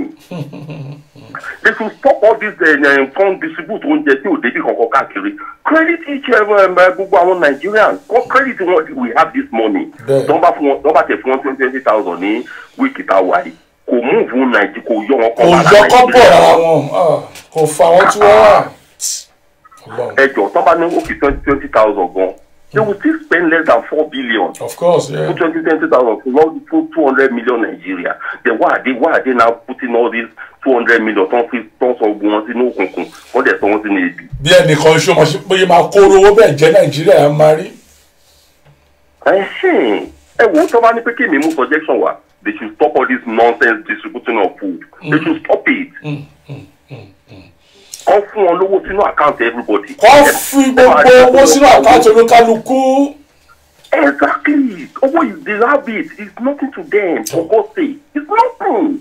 Mo rò pé àwọn ìjọba náà wọ́n ń gbọ́ bá ṣe ń sọ̀rọ̀ báyìí wọ́n ń gbọ́ wípé ẹyẹ pé oúnjẹ kiri mọ́ ẹ pín owó sí àkáǹtì olúkálukú. Oúnjẹ yẹn ò débi kankan.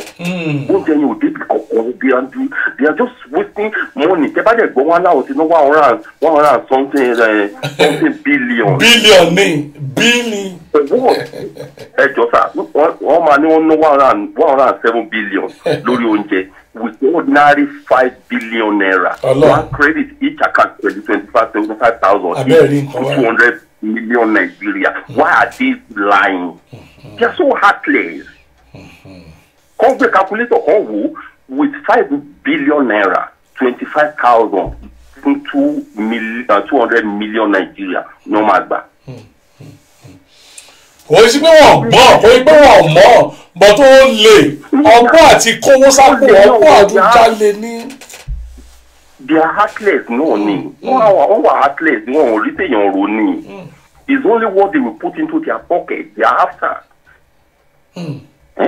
Wọ́n á jẹ́ tó bá dìgbà tẹ́lú problem kan tí Nàìjíríà ni I will tell you this tó bá di òkè mi rò bóyá 23 kan lè hold mọ́ bí mo ṣe ń wò pẹ̀lú gbogbo wàhálà tó wà ń ta ẹ̀ káàtì wá sọ pé di 2023 yẹn ẹ máa rí tẹ̀ kí Nàìjíríà gan kan la ojú kan wọ àwọn tó ń fẹ́ dìbò fún wọ́n bá ti há kóńgò ráìsì kan àti kóńgò ẹ̀wà kan ó ti di bàbá ló lè ṣe sí bàbá àti bàbá náà ó ti bàbá tó pé báwo ló ṣe rí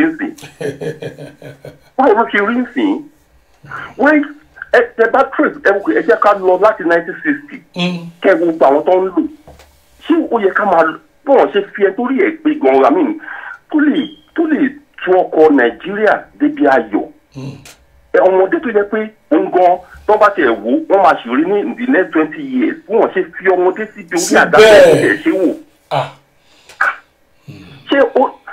ṣé wọ́n wà course láti máa lo 90 years 100 years person láti máa fi ṣe president ní Africa ni why? Can't we use someone like a young person ṣe pé in the next 20 years a ṣì máa rí bó tí o bá ti dáadáa wọ́n máa tọ̀ka wọ́n máa nàka sí báyìí pé ìgbà tẹ́lẹ̀ wà lórí oyè wo nǹkan tó ṣe nǹkan burúkú báyìí ló ṣe.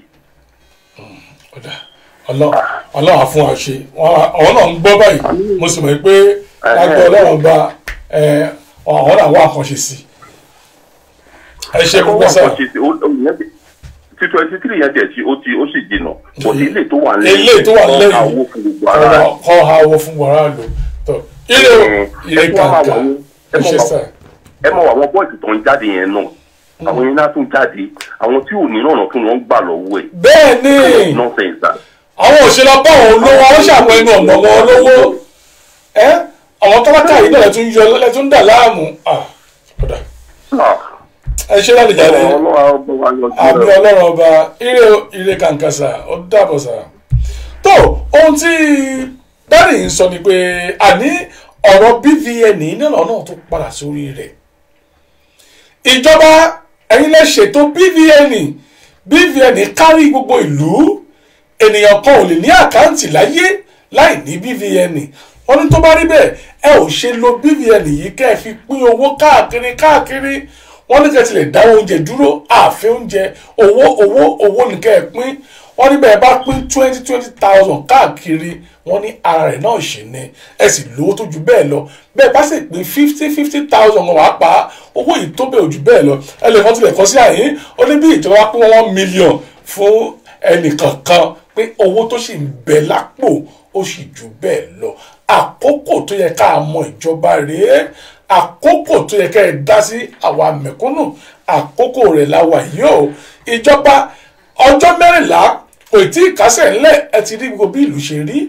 ẹ tún fi ọjọ́ 14 míì kún kí la mọ̀ tó fẹ́ ṣẹlẹ̀ ẹ̀yin ìjọba wa kí ló fẹ́ ṣẹlẹ̀ ẹ jọ̀wọ́ abẹ yìí o ẹ bá wa wá nǹkan ṣe sí o ẹ jọ̀wọ́ èmi mi kì í ṣe pírẹsidẹ́ǹtì mi kì í ṣe gómìnà mi kì í ṣe ẹnikẹ́ni sọ̀rọ̀sọ̀rọ̀ lásán báyìí náà ni mí mo mọ iye ìpè tí mò ń gbà lójúmọ́ ní ojúmọ́ lórí program mi yìí kan pàápàá gbogbo inbox ti fẹ́ kún pa lórí pé ẹ ṣàánú mi ẹ fún wa nígbà ẹ fún wa láwo ṣé ẹ sì rí báyìí ẹ̀yin ìjọba wa ẹ̀yin náà ti ń fa gbogbo eléyìí ẹ wá sọ gbogbo àwa ọmọ Nàìjíríà pátápátá dẹ̀ tó ń béèrè irú nǹkan báyìí lọ́wọ́ ẹni tá àti lè mọ̀ rí ẹ jọ̀wọ́ o ó sì ti gbìyànjú lágbára Ọlọ́run bá mi ọba láwùrà bí ìwọ̀nba tí ń bẹ ní ìkáwọ́ mi mò ń ṣe fún àwọn ènìyàn ó sì ní àwọn èèyàn tí mo tún ṣe fún lónìí inú àkáǹtì nọ́mbà àwọn lèmi náà ń fi sí mò ń sọ pé fi àkáǹtì nọ́mbà rẹ ránṣẹ́ sí mi wọ́n sì fowó síbẹ̀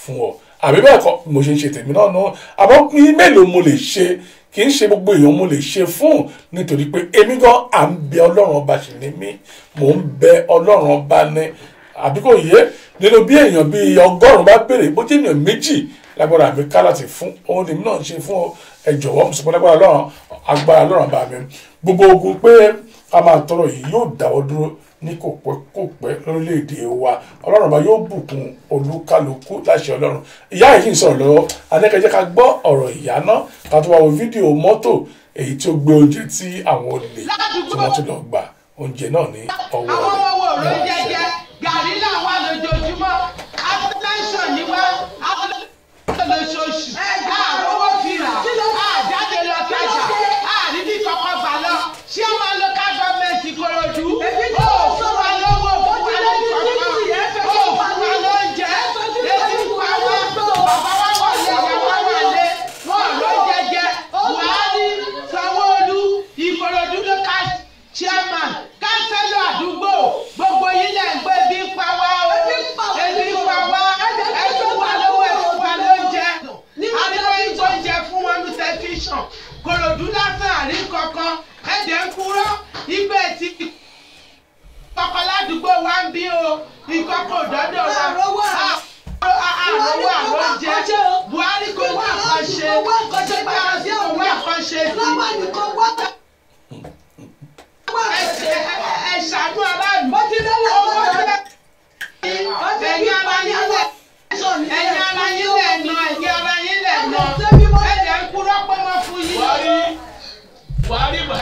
Buhari. Yes. Muhammadu Buhari, you are 70-something years of age. Yes. 83. Bàtẹ̀jọ́ di 83. You are 70-something years of age. Ọba ìsanwó àgbàlagbà di wọn lọ. Pàṣẹ dìbò fún ẹ, a ṣe wàhálà. Tinubu sọ̀sọ̀ títí tí a ṣe wàhálà lórí ẹ̀. Síbẹ̀síbẹ̀ wọlé sọ kọ́ tẹ̀búlò kò ṣàfàdí. Eléyìí tún dé àmọ̀dé ẹ̀mí tẹ̀ gbé wọlé sí tẹ̀ àmọ̀dé ẹ̀mí gbé wọlé. I'm 94 years old. Mo wà lé láti kọ bí ọ̀sẹ̀ méjì bí sí mẹ́ta. Mi ò rí kọ jẹ mi ò rí kọ mu. Kò sẹ́ni lóbi iṣẹ́ náà àwọn èèyàn mi yéde. Akọ̀ wà lé àwọn òdi. Ẹ̀dẹ̀dẹ̀ fún wọn lówó wọ Buhari. Olófún wọn lówó. Èyí sanwó. Ìyá ń kọ́wọ́ jẹ Ìyá ń kọ́wọ́ jẹ gbùlà. My governor ṣe ń gbọ́ o. My governor ṣe ń gbọ́ àwọn báyìí wọ́n pààrà gan o. Káàkiri Kòròdú lọ́gà gbọ́dọ̀ tó lé ní. Buhari ṣe wọ́n tó ṣègbọ́ àárín tẹlifíṣàn kò jẹ́ ìpín Hausa. Arúgbó ti pọ̀ jù. Olùkọ́ fún wa lọ́wọ́ pọ̀ fún wa. Olùkọ́ fún wa lọ́wọ́ jẹ́ pọ̀ fún wa. Kí a fẹ́ ṣe báyìí? Ọlọ́wọ́ fún yín. Irú kúkú mo ti ń sọ̀rọ̀ yìí. Tí kọ́ńdà bá pa wá, ṣé ibi gbogbo apá sílé? Ṣé tí kọ́ńdà bá pa wá, ṣé ebi bá pa sílé báyìí lọ́lọ́wọ́? Kò dá báyìí o, Buhari. Wọ́n bá sọ̀rọ̀ olórí ìlú. Ó kọ́wọ́ fún wọn, ọ̀jẹ̀ kọ́wọ́ yẹn wúlò. Àjẹ́ irú wọn ló dẹbi iṣẹ́ tó kọ́ fún wọn báwọn lójú tó. Agbóni Lucy, bíbí ládùúgbò wa kú lọ́wọ́ àrí kọ́kọ́ ládùúgbò rẹ̀ ní lọ́wọ́ àrí kọ́kọ́. Ṣáwa lọ́ka gọ́ọ̀mẹ̀ntì Kòròdú ò fún wa ní kọ́kọ́ ní lọ́wọ́ àrí kọ́kọ́. Wọ́n dẹ̀ ló fún wa lọ́wọ́ àrí kọ́kọ́. Àdúgbò dẹ̀ kú lọ́yà. Arúgbó kú lọ́wọ́. Àwọn tí ṣẹ̀ṣẹ̀ kú lọ́wọ́. Àwọn tí àjẹ́ kú lọ́wọ́. Àwọn ọkọ̀ kú wọ́n fún. Àwọn owó náà kú wọ́n fún. Àwọn ọkọ̀ ìgbàjọ́ àmì ẹ̀kọ́. Tó bá dẹ̀ gbé gbàgbọ́ ibi náà máa bọ̀, á dẹ̀ dìbò fẹ́yìn APC, á jà fún ní ládùúgbò, ọlọ́dẹ̀ rí pé ìbò yẹn wọlé orí, eléyìí ti pọ̀ jù, ìwà ìjọba wọ́wọ́ jẹ́ àròjẹ, àárín kọ́kọ́ rẹ̀ bí wọ́n ní ká sẹ́ndì àkáǹtì àsẹ́ndì ẹ̀, wọ́n ní ká sẹ́ndì BVN àsẹ́ndì ẹ̀, wọ́n ní ká sẹ́ndì lásán àsẹ́ndì ẹ̀, àárín kọ́kọ́. Ṣèbá àríṣẹ́ ìpínlẹ̀ Hausa, ṣèbá àríṣẹ́ àtọmọ kékeré àtàgbàlagbà 20,000 òun ni wọ́n gbà olówó Èkìtì gbowó Lagos State wọ́n náà gbowó sílẹ̀ àríkọ̀kọ́ aráàlú ni wá ẹ má fi ìyà jẹ wá àwọn òyìnbó fún yín lọ́wọ́ ògbà Tinubu Tinubu Ahmed olójú àánú ni ẹ o olójú àánú ni ẹ olójú àánú wa nílọ́wọ́ ẹbí pa wá APC ẹ̀ tún ìmọ̀ àṣàpótí ìdìbò ebi pa wá o ládùúgbò wa gbogbo Ìkòdú sẹ́ńtà ló jẹjẹ o Ìkòdú sẹ́ńtà ló jẹjẹ o lè fòpin wá ní kankan o àárín kankan o àrówó rògùn àrówó là kọ́kọ́ ẹ ṣàánú wa o ẹ dìde ìrànlọ́wọ́ fún wa o ẹ ṣàánú wa o lójú àánú ni ẹ o olójú àánú ni alábùjábùdà ni ẹ o Bọ́lá Tinubu bàbá Sanwó-Olú sọ̀rọ̀ àti chairman Ìkòdú local government Ìkòdú center ló jẹjẹ o àkókò bí ẹbí kan ládùúgbò lẹ́kọ̀ọ́ ẹ̀ níbí o ẹ ṣàánú wa o ẹ ṣàánú wa ẹ ṣàánú wa báyìí tó ti pa wá kò sílé ẹ tún lè máa fọṣẹ kọ́ kú láàrin pápá jẹ gàrí àmú gàrí ọ̀dà yẹ fọlọ́pàá tẹ̀sán ẹ ṣàánú wa o ẹ ràn wá lọ́wọ́ bí wọ́n mi wá bá kú báyìí a máa bèrè ọlọ́run àbèrè ẹ̀jẹ̀ lọ́rùn yín nítorí àwọn ọmọ òríbi lọ ṣiṣẹ́ àríbi lọ tajà láti bí ọ̀sẹ̀ mẹ́ta ti dáwà dúró lẹ́kọ̀ọ́ ẹ̀dẹ̀ ṣàánú wẹ̀ fún wa lówó Ọ̀ṣínbàjò Buhari o ẹ ṣàánú wa o ẹ ṣàánú wa a kígbe fún yín ẹ ṣọ́. ọ̀dà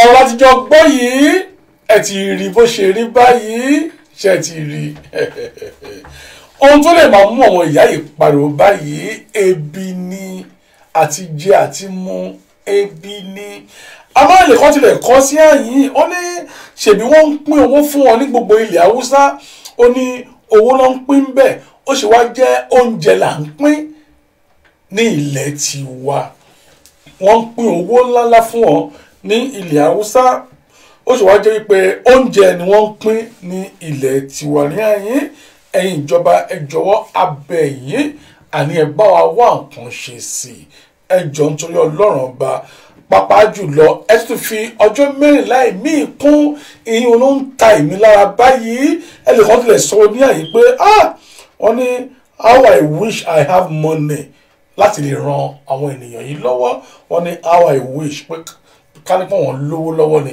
àwọn ò bá ran àwọn ènìyàn bó ṣe ń ṣe èmi náà ló ṣe ń ṣe yín àmọ́ ìwọ̀n ọba tèmi ní mo kú ń ṣe kò lè sí ọ̀nà àti rìn jáde tá a bá ní kémi náà gbé kámẹ́rà lọ́bẹ̀ kí n máa fídíò wọn kí gbogbo ayé lè máa rí àmọ́ kò tilẹ̀ yẹ kó rí bẹ́ẹ̀ nítorí pé bíbélì sọ pé ohun tí ọwọ́ ọ̀tún bá ṣe kó má yẹ kí ó sì mọ̀ àmọ́ èlé kan sọ lọ́dọ̀ tó kọjá pé kò rí bẹ́ẹ̀ o ní àkókò tá a wà yìí ẹni bá ṣe wọ́n ní àṣehàn báyìí ni a fẹ́ rí àṣehàn báyìí ni a fẹ́ rí tó Ọlọ́run á ràn gbọ́ lọ́wọ́ ìwọ̀nba tèmi náà ni mò ń ṣe o àmọ́ lágbọ́dọ̀ àbàmì wà láwùrán bí mo pé àwọn ènìyàn ní kò pẹ́ wọ́n gbọ́dọ̀ wọ́n á gbé ọwọ́ tèmi náà sókè láti lè máa bùkún ẹ̀yin ènìyàn tó bẹ́ẹ̀ jù bẹ́ẹ̀ lọ tó bẹ́ẹ̀ jù bẹ́ẹ̀ lọ. ẹ lọ orí ètò làwà yìí o. ok later.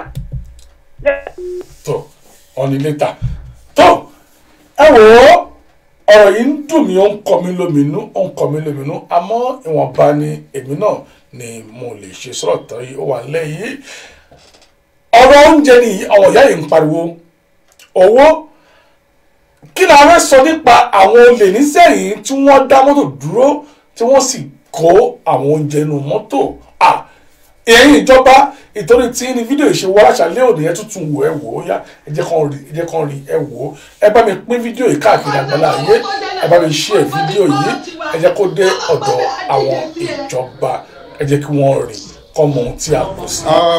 It's gotten so bad now. This man was just driving with foodstuffs on the road, you know, and he got attacked. You can see that. He was going to make a supplies. He got attacked. On a broad daylight, they blocked him. They blocked him. They took away the yams in the car. On a broad daylight. This is how bad it's going to become very soon. You know, the message for everybody to understand. He got robbed. Look at him. They blocked the glass. They removed food from the car. They removed the yams and everything. They removed the yams. You see that? Hey. No. You understand? Hello, Kola. Hello, Ekale. Ekale, Yami. Hello, ma. Oribete. Hey, wọ́n kó ìṣúnú mọ́tò kábíyèsí lẹ́dùnmáre. Àbẹ́rẹ́ wọ́n kó ìṣú nínú mọ́tò yìí. Hello, ma. Hello. Yes, ma. Hello, Ekale. Ekale, ma. Ekale, sir. Yes, ma. Ekale, kú ètò. Ètò màrẹ́ ìyá mi. Nǹkan tẹ́mi fẹ́ sọ ní ọ̀rọ̀ tí ó wà lẹ́yìn ni pé ṣẹ́rí Ọlọ́run kó ṣàánú wa fẹ́ gbọ́ mi. Ọlọ́run kó ṣàánú wa ṣẹ́rí àwọn chairman wa àtàwọn councillor àti àwọn councillor àti gbogbo sẹ́ni tó wúlò nù wọn ṣé ń gbọ́ mi ṣẹ́rí gbogbo nǹkan báyìí sìn bẹ́ẹ̀ mi náà ṣe wà ìmú iṣẹ́ ìtọ́lọ́run rán mi ó lè máa pọ̀ ìwé náà fáwọn èèyàn ó lè máa pọ̀ bọ̀ tẹ́ bá ráwọn èèyàn àánú yín á ṣe wọ́n kò táwọn tá a rán lọ wọn ń ṣe olóòótọ́ ọ̀rọ̀ rárá ṣé ń gbọ́ mi àwọn tó wà ní National Assembly House of Assembly wọn ń ṣe olóòótọ́ ọ̀rọ̀ rárá ẹ wo bó ṣe ń dààmú wọn ní tó sọ pé wọn ò rí ọlọ́pàá tí wọ́n ń dààmú wọn lókè ibi tó alágbàdo gbogbo ẹ̀ tó dààmú wọn bẹ̀ èdè ló síbẹ̀ á jẹ́ ń pariwo Buhari mélòó ni Buhari fẹ́ rí bẹ̀ mélòó ni Buhari fẹ́ rí bẹ̀ ṣe bá rán wọn lọ ni ẹ wò ó sì wọ́n béèrè lọ́wọ́ minister of health wípé àwọn tó ń ṣe kíní àwọn nọ́ọ̀sì kí báwo ni owó wọn gbàjà bí àmì là ń béèrè ọ̀rọ̀ lọ́wọ́ ẹ̀ kò rọ́rọ̀ sọ owó wọn tó yẹ kó fún overtime wọn kò rọ́rọ̀ sọ lóhùn ò mọ́ òun ò ṣe kí ló fi porúkọ ẹ̀ gbàjà bí àmì là ń béèrè lọ́wọ́ ẹ̀ ó béèrè owó wọn lọ́wọ́ ẹ̀ minister of health ó béèrè owó lọ́wọ́ ẹ̀ kò lè sọ ọ̀rọ̀ kọ́kọ́ jáde àwọn pípù yìí dẹ̀ ń ṣiṣẹ́ bí iṣẹ́ kò lè sọ ọ̀rọ̀ jáde ṣé rí àwa fúnra wa la máa ń fúnra wa lóògùn ṣé rí chairman local government kan sọ chairman local government ìjọra local government wọ́n ní bó ṣe gbé ogbóúnjẹ tó ní kó pín ó gbé lọ́lé ni ó gbé lọ ni ó ló wa mọ́tò sẹ́yìn yálàyà lọ́lọ́ máa ń pe orúkọ ẹ̀ wọ́n ló gbé mọ́tò wá ní àwọn tó wà ní ìjọra yẹn wọn ò róúnjẹ jẹ ṣé ń gbọ́ mi àwọn ti Kòròdú wọn tiẹ̀ fún wọn lóúnjẹ rárá torí mo léèyàn bẹ̀ mo ní ọláwọn ní diabetes mo ní ẹ wọlé lọ owó tí mo fún yín yẹn lọ máa manage ẹ lọ máa manage ẹ má jáde síta o ẹ lọ máa manage owó yẹn ṣé àwọn èèyàn wa ta rán lọ́gọ́gọ́ lọ ọ̀dà ṣé ń gbọ́ mi wọn ò dá fún kankan mélòó ni Buhari fẹ́ rí bẹ̀ àwa fúnra ara wa àwa la dá fúnra wa àti ká wá ọ̀rọ̀ ṣe sára wa ṣé ń gbọ́ mi wọn ò dá àwọn èèyàn wa ta rán lọ ni wọn ò dá ẹ má jẹ́ ká tanra wa ṣé ní gbogbo bọ́yẹ sọ̀rọ̀ yẹn báwọn ṣe àmà local government wà bẹ̀ ṣé wọ́n sí ládùúgbò ni. ọwọ́ ń bẹ́ o. ẹ má jẹ́ ká tanra wa Buhari tá à ń pariwo àwa gógó ní ká lọ ṣẹ́ẹ̀kì ara wa. àwa gangan ni. àwa gógó ní ká lọ ṣẹ́ẹ̀kì ara wa bẹ́ẹ̀ mi ṣe wà yìí sì mo ń ṣe ìtọ́lọ́run rán mi káwọn tí mo lè ṣe fún. gbogbo àwọn mẹ́rin ní báwọn márùn-ún máa ń ṣe níwọ̀nba tí mo lè ṣe. bí ṣe tó kó yín sọ owó àwẹ̀ ni mò ń yanjú pé kọ́lọ́ọ̀ jẹ́ kí n rí ṣe. ẹ jẹ́ kí n sọ fún yàrá fúnra wa ni ṣé láwọn ṣe máa ń local government yẹn wọn ò ṣiṣẹ́ gbogbo wọn ò ṣiṣẹ́ àwọn house of assembly àwọn gbogbo wọn tára wọn ló ń dùn.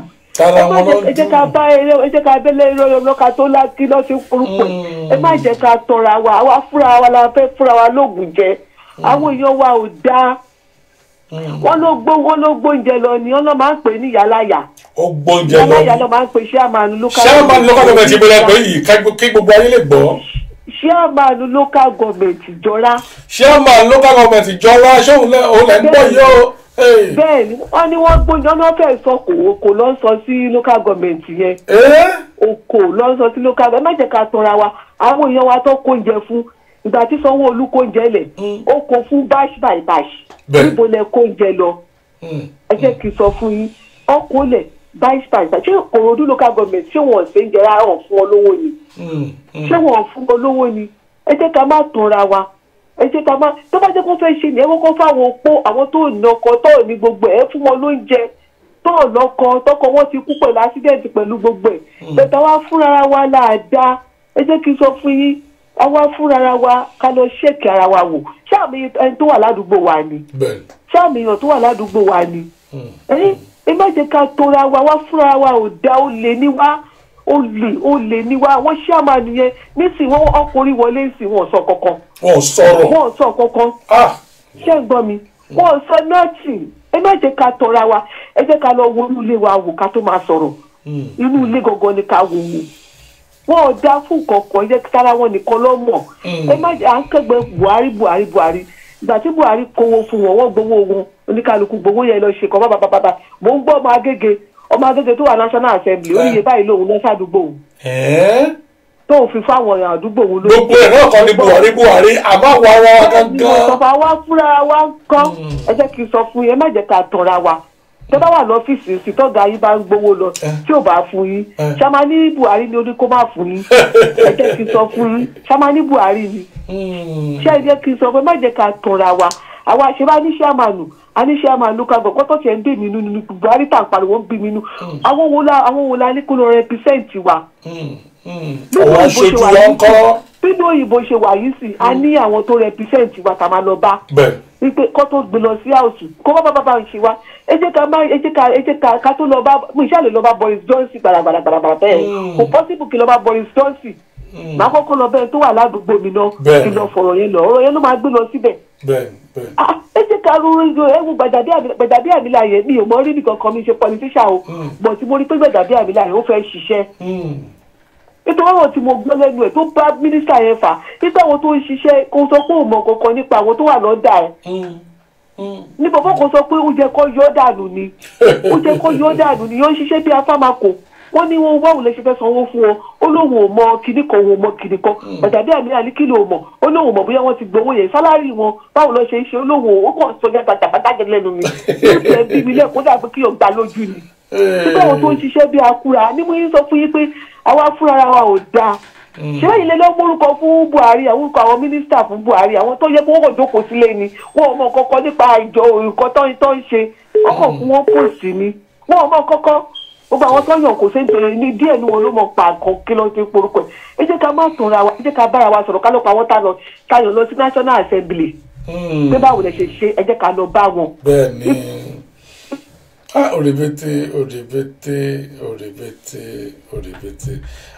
òrèbètè ìpè tó já ìyá ìdáná jọ ẹ pè mí padà 078-503-97511 078-503-97511 tàbí kẹ́ ẹ pé 0207-018-2075 0207-018-2075 ẹ jẹ́ ká jọ dá sí ìyá yìí ní Buhari tá à ń pariwo yìí gan pàápàá mélòó ni Buhari lè ṣe pé Buhari ti gbìyànjú tirẹ̀ Buhari ti kó owó jáde ó ti fi rán àwọn aṣojú tiwa àmọ́ bẹ̀tì gbogbo àwọn aṣojú yìí wọ́n dàbẹ̀ ni pé wọ́n ń kó sápò ara wọn nìkan ní tí inú mi ni mo mọ̀ bámúbámú mo yó èmi ò mọ̀ bí ebi ń pa ọmọ ẹnìkan kan ó dà pé òun ni wọ́n fi ọ̀rọ̀ owó yìí ṣe àti oúnjẹ.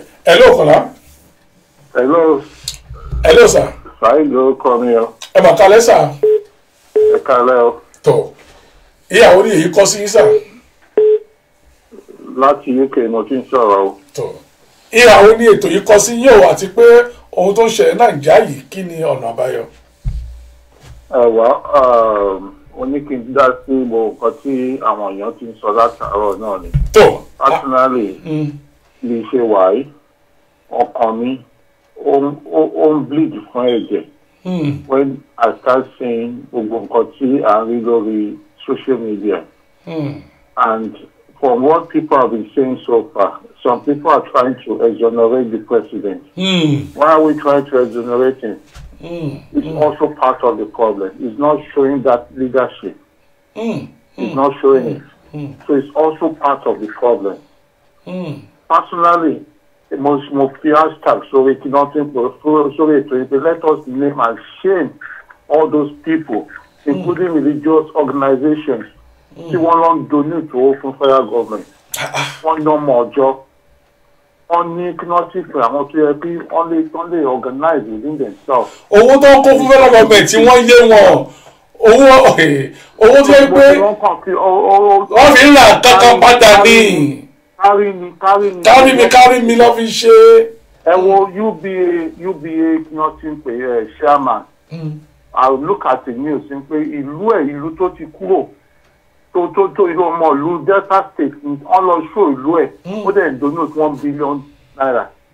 Tó bá ní pé wọ́n wo account gbogbo àwọn tó jẹ́ account holder tó ní under UBA ó ní ta ló ní less than $20,000 l'account ẹ̀ ó get database yẹn ó dẹ̀ ní kan credit account individual with maybe $50,000 how come each family members tó fi sanwó nù. So we should start naming and shaming them. Agbórúkọ wọn síta. Ẹ tó bá ti mọ̀ pé ilé àdúgbò wọn pé lágbájá bá òṣèlú àgẹ́gẹ́ ta ní ìmú àtàṣe wọn wọ́n ṣe ń ṣe nílùú ta wà ní. Kò sí pọ́ǹtì pé bóyá à ń fi kí wọ́n ti ń pè ọ̀rọ̀ sí abẹ́ ọ sọ. So let us call them out. Tinubu, every one of them. So it's high time we Nigerians should take our destiny onto our hands. Thank you very much sir. Ẹ ṣe àdúpẹ́ o. Ire lójú owó rí ire lójú tẹ̀yìn náà yóò máa rí ire o ire kàǹkà. Ọ̀rọ̀ ní àtijọ́ ń gbọ́ láti òwúrọ̀ yìí. Ẹ̀yin ìjọba o mo mọ̀ wípé ẹ̀yin náà ń gbọ́ gbogbo rẹ̀ báyìí ẹ jọ̀wọ́ bàbá ti parí ètò yìí tó ẹ jókòó kẹ́ ẹ wo ètò yìí dáadáa ìdí rẹ̀ tí mo fi sọ pé gbogbo ènìyàn ẹ jọ̀wọ́ ẹ bá mi pín fídíò yìí ẹ ṣe kó kárí àgbáláyé kó lè dọ́dọ̀ wọn ìjọba gangan fún ara wọn nítorí pé ìyà ń jẹ àwọn ènìyàn àmọ́ o ọjọ́ 14 ṣàmì pé kò tí ì parí tán fún wa Nàìjíríà wọ́n ti fi ọjọ́ 14 èmi kún báyìí ọjọ́ 14 la ṣe ń lò lọ́wọ́ àwọn adigunjalè ọmọ kéékèèké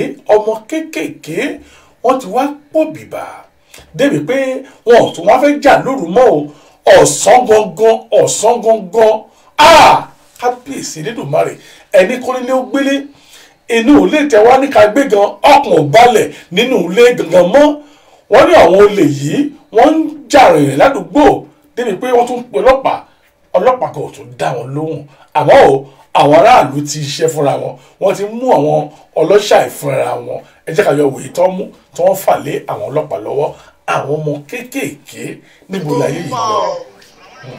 ó lè bọ́ kájíjà. ó ní ẹ̀jọ̀ gbọ́. dáre balẹ̀ oníjẹ. balẹ̀ dáre balẹ̀ náwó ẹ̀ sókè náwó ẹ̀ sókè. Bábọ̀ Sáìlì lórúkọ ẹ̀ wá bí.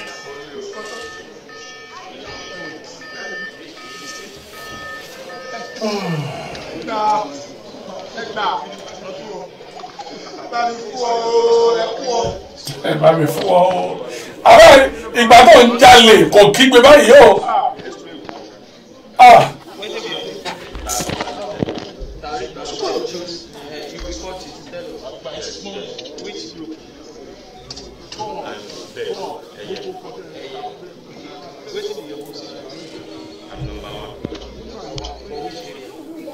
Number one.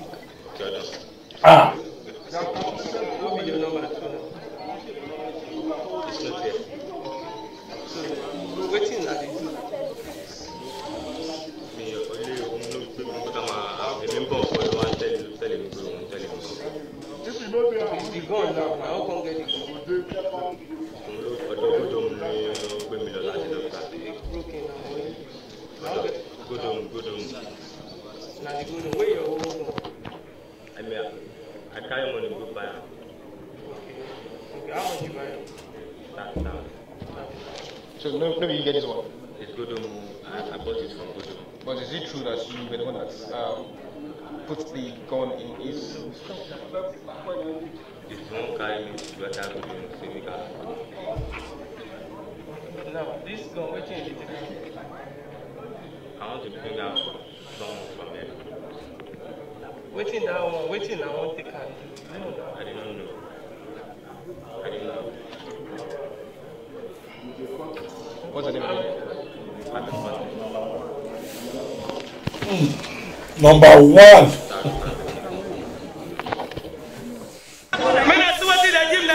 Ó dà nígbà tí a rí ọmọ kéékèèké báyìí tó ti di pé àwọn ilé tí ń gbé ìbọn abẹ́ òrí ó lóun lọ ra ìbọn 30,000 naira. Ìbọn tó sì mọṣẹ́ tí ìbọn ń ṣe ìyẹn ò ní pé ìwọ kan ti ya ọ̀dájú torí pé ọ̀dájú ènìyàn ló lè ṣiṣẹ́ olè jíjà. Wọ́n wá ń kóra wọn ní 20, 30 láti lọ ja àwọn ènìyàn ládùúgbò. Mo mọ̀ pé ẹ ti rí àwọn fídíò kọ̀ọ̀kan níbi tí mọ̀ wọn lè yí tó ń nà wọ́n tó fẹ́ pa wọ́n tí gbogbo ẹ̀jẹ̀ ń bò wọ́n. Orú fídíò bẹ́ẹ̀ àwọn ò kàn lè gbé jáde nínú iléeṣẹ́ yìí. Ìgbà tó ń lọ di adigunjalè ṣé o rò wípé bí ọwọ́ pálábá rẹ bá ségi ńkọ́ bàbá máa wí ọ̀rẹ́ ibi náà ni. Ẹ̀yin ìjọba o ẹ jọ̀wọ́ o à ń bẹ̀bẹ̀ à ń rọ̀ yín ẹ gbìyànjú àti jẹ́ kí owó yìí kó wọnú àkáǹtì olúkálùkù ẹ ṣe títí yín tá a lè wí ń pa yín pé ẹ ti ṣèwọ̀n tí ẹ lè ṣe. Fídíò kan wà tí n fẹ́ fi hàn yín. Arábìnrin kan ó gbé oúnjẹ wá ń pín fáwọn ènìyàn. Ìgbà tẹ́mi kọ́kọ́ rí fídíò yìí èmi sọ wípé àwọn ènìyàn ṣe ya aláìmoore, àwọn ènìyàn ṣe ya abaramólóore jẹ báyìí. Ènìyàn ó pèsè oúnjẹ láti ilé ara rẹ̀ ó sì gbé wá ó sì ń pín fún yín àmọ́ ẹ jẹ́ àjọgbọ́ ohun tí wọ́n sọ nípa oúnjẹ náà ẹ jẹ́ àjọgbọ́ ohun tí wọ́n sọ nípa oúnjẹ náà. They put us for us. They don't give us anything. We live for us so many weeks now. Me not supposed to give Nigeria so. Me not share. Nothing there inside you.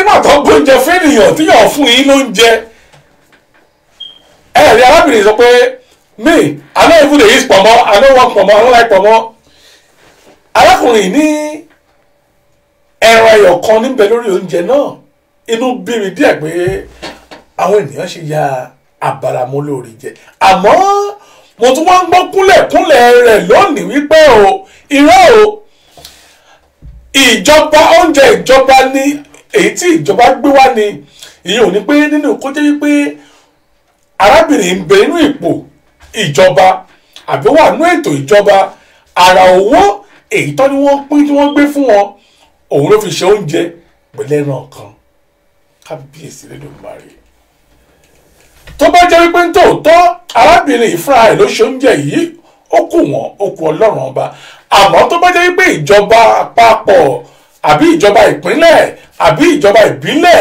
òun ló pèsè oúnjẹ yìí rárá o ojúkọ̀ yìí náà ó tún kù ọlọ́run ọba wọ́n ní pé máa lọ lórí ètò ìjáde bẹ́ẹ̀ bá fẹ́ pè mí 078-503-97511 tàbí kẹ́ pé 0207-018-2075 ẹ wo ẹ ṣàjẹ́ ká ṣe èyí tí a lè ṣe o ìjọba àwa ti wí tiwa fún yín tó mo fẹ́ láṣàlẹ́ òní àbí ọ̀la ẹ jókòó